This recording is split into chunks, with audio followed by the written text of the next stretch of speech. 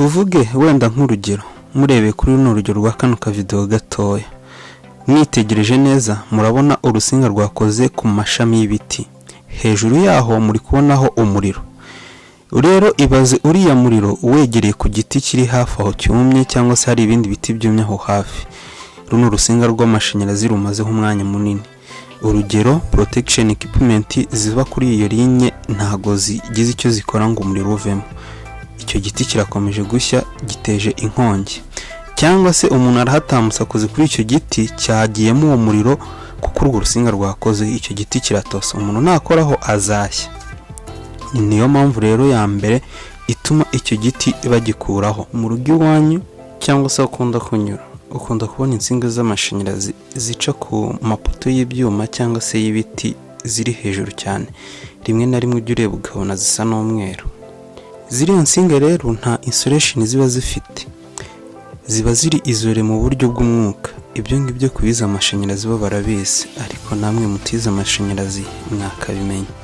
Rero ujye ukunda kwibaza impamvu abantu bakunze kunyura munsi y'izo nsinga batema ibiti bizamukamo cyangwa se batema ibiti bizegereye, ukibaza impamvu babitema, cyangwa rimwe na rimwe ukarakara ngo bakwangirije, cyangwa se ngo bagutemeye imbuto wendaga kuzisarura. Ariko nagira ngo nkubwire uyu munsi ugiye kumenya impamvu yabyo, ugiye kumenya impamvu byo biti babitema, ugiye kumenya impamvu nimba ari isina cyangwa ipapayi iri hafi gukora kuri iyo nsinga bayitema. Ujye ubibona mu nce zitandukanye, ni ishyamba ryawe, ni ibiti byawe biri ku rugo, kuko izo nsinga zica hafi yawe. Ujye uzibona hakurya, cyangwa se ujye ubibona abenshi cyane bakunda kuhanyura babitema. Rimwe na rimwe mugashwana mugaserera, ukavuga uti muri kunyangiriza, ubutaha ntago muzongera kuntemera ibiti. Ariko ntagira ngo nkubwire nti ibyo byose ni ukugira ngo babarinde impanuka zishobora gutezwa n'ibyo biti byakoze kuri izo nsinga z'amashanyarazi. Uti se biteza impanuka gute? Nibyo tugiye kureba. Muhawe ikaze kuri Nabao TV, aho tugiye kuvuga hano ku bijyanye n'amashanyarazi. Ndi mu busanzwe ni ugutema amashami y'ibiti, rimwe na rimwe twebwe iwacu mu cyaro tukunda kubyita kwicira ibiti ngo bidakora, ngo ibisigaye bikore neza. Mubizi cyane abatunze amashyamba mujya mukunda gutema ibiti bitandukanye, wenda nk'igishyitsi kimwe kikaba cyaje nk'ibiti nka 5, mugatema 2 muri byo kugira ngo 3 bizakure neza.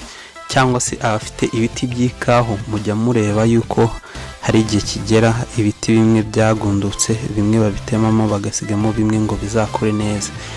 Rero hano mu bijyanye n'amashanyarazi ibyo biti ntabwo babitema ngo barinde ibindi bizakure neza, ahubwo babikora mu rwego rwo kwirinda impanuka zishobora gutezwa n'ibyo biti byazamutse hafi y'insinga z'amashanyarazi. Iyi ni Nabao TV, njye bibabwira banyita Jesper. Dukurikire kuri Instagram kuri Nabao TV, YouTube yacu nimba bakunze ibiganiro tukugezaho ntibibagirwe gukora subscribe. Aha rero tugiye gutangira tuvuga impamvu ibyo biti bitemwa, n'impamvu ukwiye kujya ubyikuriraho abo bashinzwe gutema ibyo biti.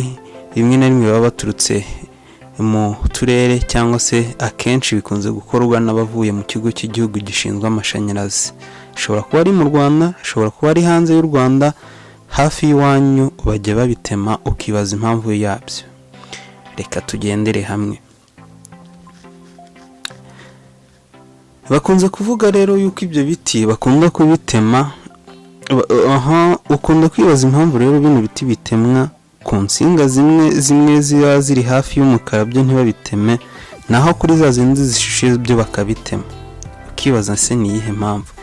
Bino biti rero bitemwa kugira ngo hirindwe impanuka zishobora gutezwa n'ibyo biti, ibyo bita electric shock, cyangwa se kugira ngo hirindwe umuriro ushobora guterwa n'izo nsinga z'amashanyarazi zafashe kuri ibyo biti. Ushobora kwibaza rero ngo bigenda bite? Mu buryo bijyanye n'amashanyarazi, ahantu hari insinga z'amashanyarazi, iyo ari ibiti byakuze, bishobora kuba ishyamba cyangwa se greveriya, bishobora kuba ari intusi cyangwa se amapapayi, cyangwa ni igiti kiri cyose kiri hafi kwegera iyo nsinga. Ukunda kwibaza rero ngo bigenda bite? Bino biti rero mu bijyanye n'amashanyarazi bakunze kubikuramo kugira ngo hirindwe risike cyangwa zishobora guterwa n'amashanyarazi yakoze kuri ibyo biti. Hari umuntu ukozeho cyangwa se icyo giti gikozeho, iryo ni ishyamba ryose kirahiye, giteje umuriro, ishyamba ryose rirahiye. Ikindi cya kabiri rero ni ukugira ngo hirindwe icyo bita interruption zishobora kuvuka mu nsinga z'amashanyarazi cyangwa se kuri iyo linya y'amashanyarazi. Mujya mwibaza impamvu umuriro ukunda kubura bya hato na hato. Bimwe na bimwe muri ibyo haba harimo bino biti byakoze kuri izo nsinga z'amashanyarazi. Ese bigenda bite? Tuvuge wenda nk'urugero, murebeye kuri runo rugero rwa kano kavideo gatoya, mwitegereje neza murabona urusinga rwakoze ku mashami y'ibiti. Hejuru yaho muri kubonaho umuriro. Rero ibaze uriya muriro uwegereye ku giti kiri hafi aho cyumye, cyangwa se hari ibindi biti byumye aho hafi. Runo rusinga rw'amashanyarazi rumazeho umwanya munini. Urugero, protection equipment ziva kuri iyo linye ntago zigize icyo zikora ngo umuriro uvemo. Icyo giti kirakomeje gushya, giteje inkongi. Cyangwa se umuntu arahatambutse akoze kuri icyo giti, cyagiyemo uwo muriro kuko urwo rusinga rwakoze, icyo giti kiratose, umuntu nakoraho azashya. Niyo mpamvu rero ya mbere ituma icyo giti bagikuraho. Rero ikindi gishobora gutuma ibyo biti babikuraho, tuvuge kino giti cy'amashanyarazi, kino giti cyakoze ku rusinga rw'amashanyarazi, cyangwa se ntikirakora ahubwo kiri hafi gukora, kino giti kiri aho twita muri champ electric. Ntabwo ari ngombwa ngo icyo giti gikoreho. Rero kino giti iyo gikozeho giteza ibyo bita short circuit, kuko cya giti gikora kuri rwa rusinga, ubutaka tubwita 0 volt cyangwa se ugakora nka netre, wa muriro ukahita uwucamo ukajya mu butaka. Ibyo ngibyo nibyo bishobora guteza short circuit muri linya y'amashanyarazi. Urundi rugero, tuvuge hari igiti cyegereye insinga y'amashanyarazi. Ushobora kuba warabibonye cyangwa se rimwe uzabibona kera mu gihe uzaba warabonye icyo giti cyarakuze, ntimugiteme. Turi mu bihe by'imvura. Suppose ko harimo umuyaga mwinshi, umuyaga uhushye cya giti, kandi cya giti cyamaze kwegera insinga y'amashanyarazi cyangwa se cyaranayirenze. Ikiba gisigaye kizakorwa ni uko icyo giti kizagwira insinga y'amashanyarazi. Tuvuge utuye mu gace iyo linya iri kujyamo. Cya giti nikigwira insinga y'amashanyarazi gacika, ibaze igihe kizacaho bari guteranya urwo rusinga kugira ngo umuriro wongere ugaruke iwawe. Ni hagati y'isaha cyangwa 2. Iwawe ufite firigo, ibaze haciyeho amasaha 2 nta muriro ufite, ibintu biri muri firigo yawe byangiritse, kandi bitewe na cya giti wanze gukuraho. Rero ibi ngibi mujya mukunda kubibona, abantu batema ibiti mujya mukunda kubabona mu bihe bimwe na bimwe, wenda nko mu kwezi kwa mbere cyangwa se kwa 5, kwa 9 gutyo, nk'igihe imvura iba yitegura kugwa, kugira ngo hirindwe izo mpanuka zishobora gutezwa n'ibyo biti. Hirindwe ko hari igiti gishobora kugura insinga y'amashanyarazi bitewe n'umuyaga. Iyo bitemye imvura itaragwa biba ari byiza, naho iyo utabitemye imvura ikagwa, murabizi igiti kibonye amazi kitagikura cyane, biba ari byoroshye ko cyahita gikora ku nsinga z'amashanyarazi. Rero hano ntimukinubire ikigo cyaje gutema ibiti, cyangwa se undi muntu wese waje gutema ibiti biba biri munsi y'insinga z'amashanyarazi.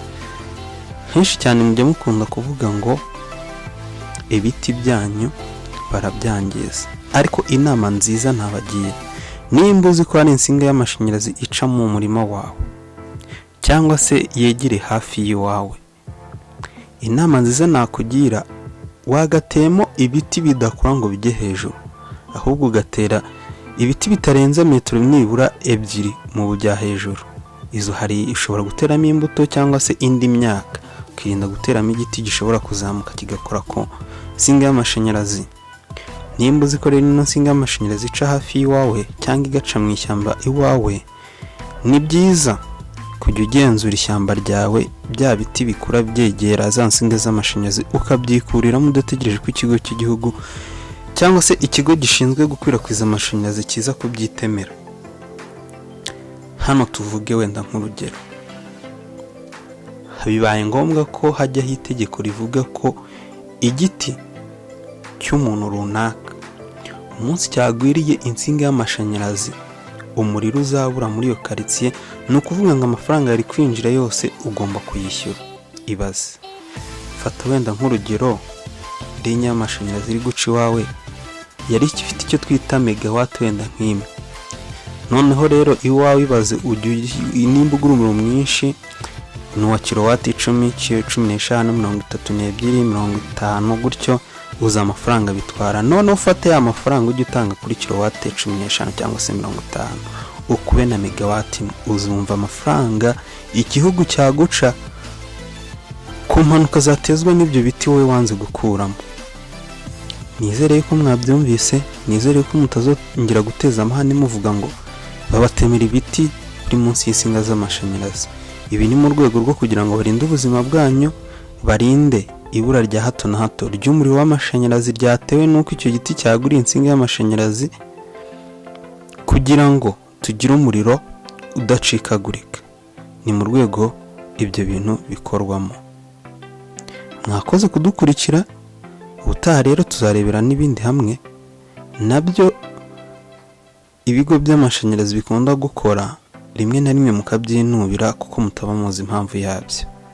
Ni kuri na TV, naho ubutaha. Murakoze cyane.